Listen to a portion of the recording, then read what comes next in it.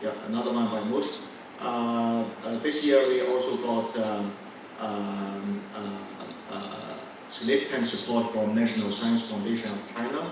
So it's a major international joint research project. So this is a collaboration between Hualing University of Science and Technology, WIPO, Harvard University, and the University of Edinburgh. So this is in total of about 2.18 million pounds.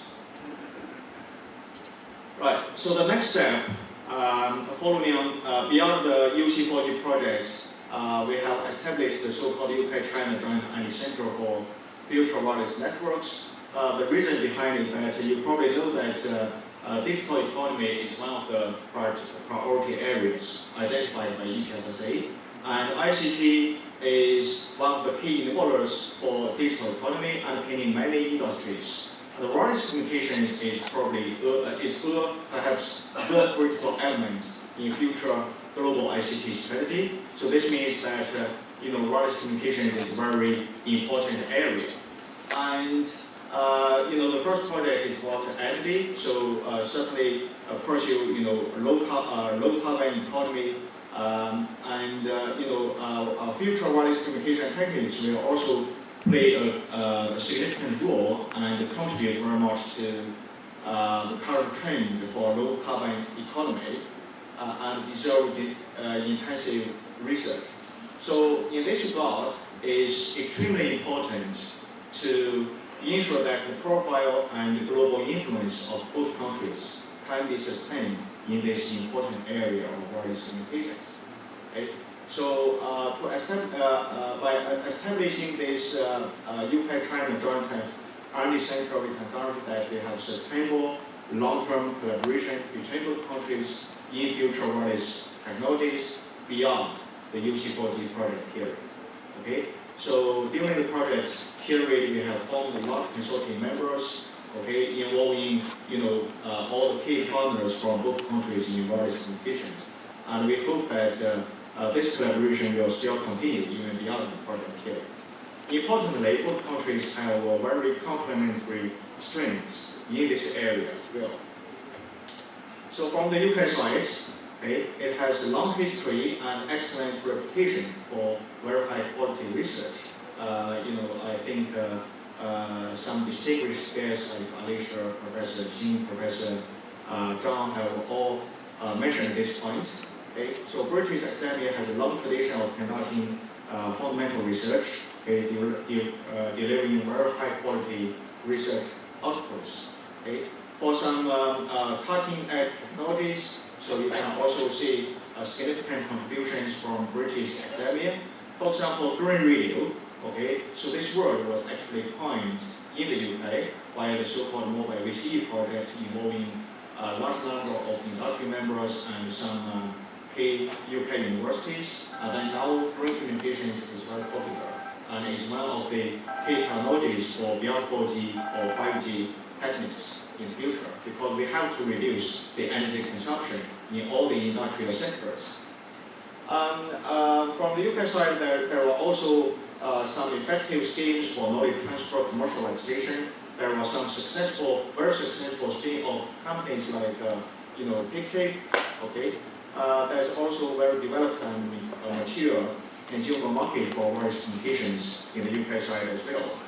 On the other hand, in the China side, okay, so wireless communications is a very key area for mid-term and long-term topics supported by Chinese government. So our Chinese partners and telecommunication companies have all received tremendous support from Chinese government, from Ministry of Science and Technology, from NSFC, and from many other funding bodies as well. Chinese academia and research institutions, okay, are involved not only in research but also in prototyping, in platform development, okay, in testbed development. So in all different activities in wireless communication area, and also many Chinese universities and institutions contribute significantly to the standard proposal, okay, and which is somehow missing from the UK side. the Chinese higher education system has been improved quite a lot in recent years. Many academics, who have study or working experience in foreign countries have returned to China in recent years. So China can offer substantial human resources for the R&D in wireless communications area as well. So I think we all agree that China has the largest potential market for wireless communications. Right, so as you can see, both countries have very complementary strengths in the area of wireless communications. And what will the Joint R&D Center do? So the function is basically as follows. We try to provide a virtual platform for research knowledge exchange in future wireless networks by promoting mutual exchanges, academic visits, mutual collaboration, applying for some joint funding together, help our project partners to prepare beforehand. Also, we will jointly develop some key beyond 4G or 5G techniques. For example, we have recently been able to identify some key 5G techniques with Southeastern University, Edinburgh University, and Hamilton University. Most probably we will try to promote, let's say, the so-called large mirror technique, combining with spatial modulation and also visible light communication, city gate communication, and so on. And then, we have also jointly developed, the testbed or platform, and we are going to validate or test these jointly developed B4G technologies. And then, with the help of industry partners, we will, contribute to knowledge transfer, standardization, and commercialization as well. So the members of the Joint R&D Center currently involves the existing 25 consulting members, but the Joint R&D Center is also open to other UK, China, research institutions, companies as well. We will, continuously seek funding from various funding bodies in both countries and also from EU, like EPLC, most NSFC, and the industry as well. BT and Huawei have expressed their significant interest in jointly support the newly established R&D Center in future wireless networks. So that's the operation mode of the Joint R&D Center. We have formed the so-called executive committee involving 7 representatives from the project partners, because we have so many consulting members. So to run the center more effectively, efficiently, we have formed the so-called executive committee. The chairperson is in rotational basis. So we have Professor Peter Grant from the University of Edinburgh as the chair this year, and then the next year will be senior academic or someone from industry from China. And we have 2 secretaries from the UK, from China, and also we try to involve some senior academics, industry people from both countries, to execute this Joint R&D Center. So we just have had the opening ceremony for the Joint R&D Center. So the British office is established at Harvard University, and the China office is in Waiko. Right. I mentioned briefly before. So Harvard University office was opened on 29th of May. So that's our principal vice chancellor, Professor Steve Chapman. That's Mr. Chen Futo from China Embassy.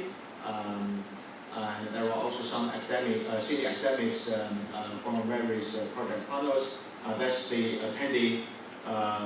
all the attendees of the final project workshop in the end of May in Edinburgh. And today we have seen the establishment of Waiko office. Okay, the following talk is supposed to be given by Professor Yang Yang from Whitehall, but unfortunately he has to catch a flight to Beijing at 11 o'clock, so I will present this talk on behalf of him as well. As I mentioned, we have established the joint MAMO testbed, which represents multiple inputs, multiple outputs, so that's essentially multiple antenna technology. So this testbed is at Harvard University. At Whitehall, we have very similar testbed as well. And we have 4x2, okay, 4 transmit antennas, 2 receiver antennas. And for this testbed, we also have FPGA and embedded PC as well. The current capabilities or demos of this MAMO testbed include 4x2 MAMO LTE system. That's the 4G technology, and we are also able to demo CSO wireless LAN system, okay, which has been widely used, and we are also able to demo baseband CSO channel emulator, and importantly, the real-time spatial validation system, which you will see, very short demo shortly afterwards. Okay. Right. So at Shanghai Research Center for Wireless Communications, they also have the so-called Shanghai Wireless Advanced Network (SWAN), okay?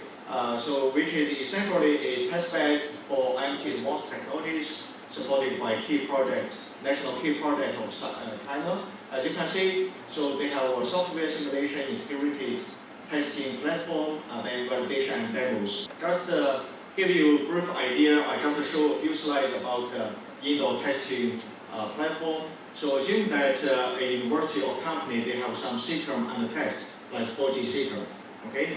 And Whitehall has, purchased a large number of software and hardware equipments, and they also provide a control demo platform as well.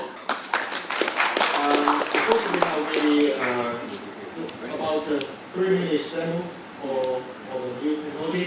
The University of Harvard to prove spatial modulation, and we can see here, spatial modulation is a new system that was designed by Professor Harthaus in Edinburgh University, and it was always done like in literature. And for the first time, we managed to prove that spatial modulation actually works in real life, and by doing so, by using the testbed, and actual code was done in Harvard University by using the testbed here and there.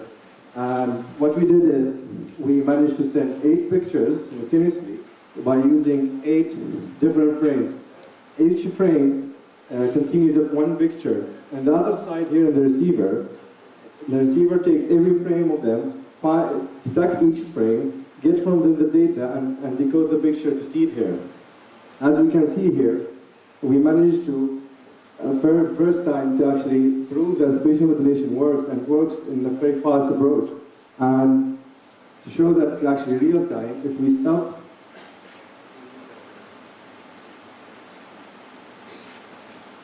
this, it stops running, and we get it back running, you can see him running again. So this is like here, a good example of the collaboration work between different universities, and this work was by Edinburgh University in Harvard, and then we managed to send the code over to Wyco, which like very nice of them, and let us use their equipment here, and we managed to demo the spatial modulation system. And I think that's my time, so if you have any more questions, please come and ask me later, and I can explain more about spatial modulation or about the demo. Thank you very much. Good morning, everyone. I'd like to start by thanking Cam for his organisation and for our hosts. No more engineering. I'm going to talk about, well, actually, something that's already been mentioned by several. And if you want to think about 2 global challenges, there's a lot of words on those screens, but there are current global challenges around food and around water. And for people now, the lack of food and the lack of water are challenges that affect